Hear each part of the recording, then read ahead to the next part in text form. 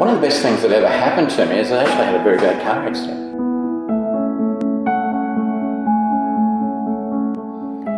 And I said, you know what? I said, I would love to do that development myself, but just don't have enough money. In this episode, I'm chatting with Bob Anderson, an extremely highly respected property investor and developer who's been involved in over $1 billion of property development. During our chat, we look at how Bob got into the real estate game, what his first deal was and how he pulled it off with no money, why he ventured into education, and what are the most common property development mistakes that people make.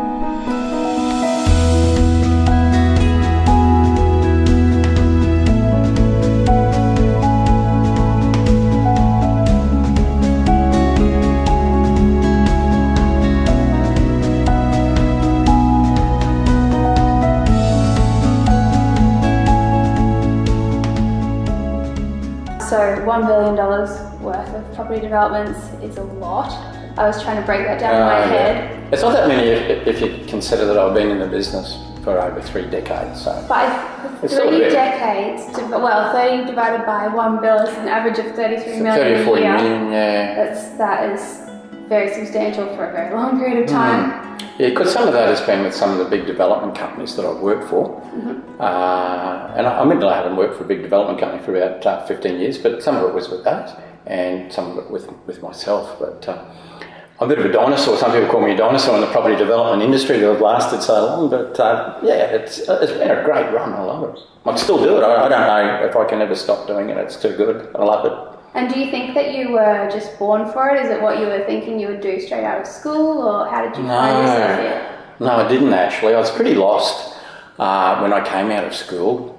I think there's a lot more help these days with students at school in terms of career paths. But when I went through, there wasn't really much help at all, and I came out of there not really knowing what to do. I was reasonably good at maths and science, so I got sort of steered by a couple of people in a direction, and I did go to uni. I lasted all of 6 months. I always say to people, I never failed university. I actually left. But the point is I left before I failed, because I would have failed at the end of the year. I was doing industrial chemistry, and when I look back, I think, my goodness, why did I ever do that? I couldn't imagine spending my life in a lab coat. But I did come out there a bit lost, and I actually joined the public service for a period of time. I just needed to get away from study. I was just all studied out, and I didn't know what I wanted to do, and I thought that was a good place to chill out, and it probably was. But I didn't want to make a career out of chilling out forever. And so how did you come into real estate, or was it property development straight away, or what happened? One of the best things that ever happened to me is I actually had a very bad car accident. It might sound strange, but I fell asleep 4 o'clock one morning on my way home and hit a bridge and smashed myself up fairly badly. But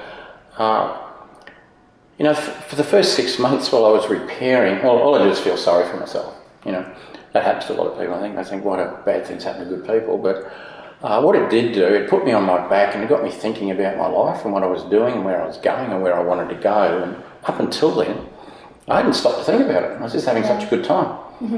And I thought, well, I've got to get going. What I wanted to do is make money.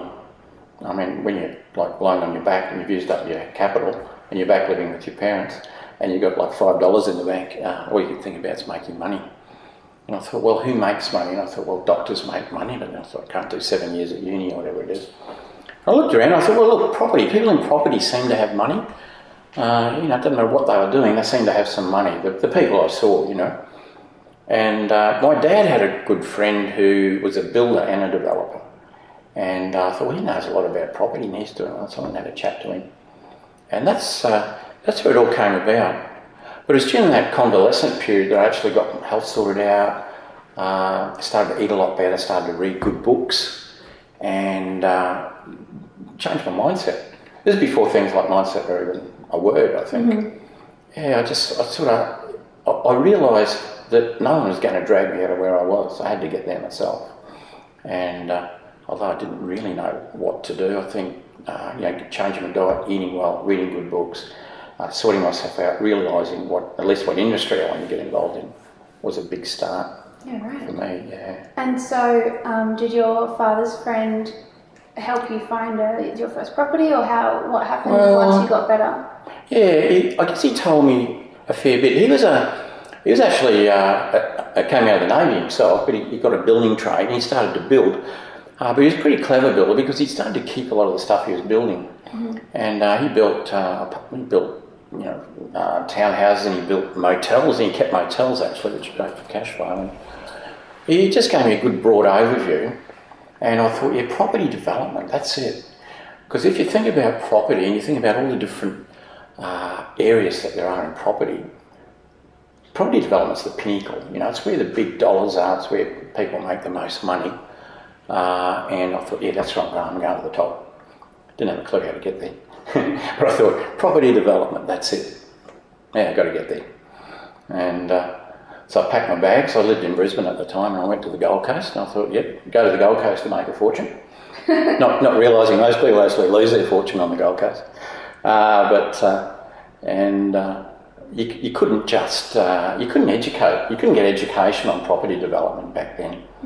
In fact, there was very little, we're just inundated with almost too much education these days in a way, because people get confused and they don't really know what to do, and they end up doing nothing. But there's nothing there, there's nothing at TAFE, nothing at uni and property development.